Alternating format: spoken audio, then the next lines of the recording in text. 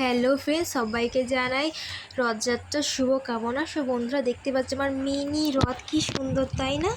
তারপরে আমার মা প্রসাদের জন্য সবজিগুলো সব ভেজে নিয়েছে। এর মধ্যে অনেক রকমের সবজি আছে, তোমরা দেখতেই পাচ্ছ। তারপরে সুভদ্রা, বলরাম, জগন্নাথ তিনজনকে আমি সুন্দর করে রেডি করিয়ে দিচ্ছি, কারণ এদের ড্রেসগুলো নতুন ড্রেস পরানো হয়েছে।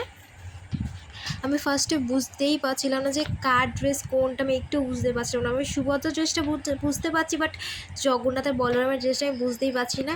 তারপরে অনেক কষ্টে বুঝে আমি পড়ালাম, কারণ তখন আমার কাছে কেউ ছিল না।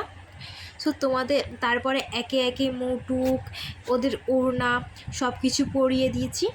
তোমরা ফুল লুকটা তোমরা দেখলে বুঝতে পারবে। এখানে জগন্নাথটা পড়ে গেছে যখন আমি বলছি ভগবান সরি সরি সরি সরি, মানে কতবার সরিটা বলেছে ঠিক নেই। তোমরা দেখো এর ফুল লুকটা কতটা সুন্দর লাগছে, কি প্রিটি লাগছে। তোমরা কমেন্টে জানিও কেমন লাগছে। সো এই দেখো ছোট্ট একটুখানি জগন্নাথ ঠাকুরটা আমার বোনের, আমার ছোট্ট একটা বোন বলে দিদি এটা এখানে বসিয়ে রাখবো, তাও দিয়েছি। কত সুন্দর লাগছে তাই না? এই যে আমার সুন্দরী মা এখানে ধূপ মোমবাতি সব জ্বেলে দিয়েছে। তো তারপর আমার সোনা বাবা রথটাকে টানতে টানতে মাসির বাড়ি দিয়ে আসলো। মাসির বাড়ি গিয়ে আমি আর মা একটা ছবি ক্লিক করলাম।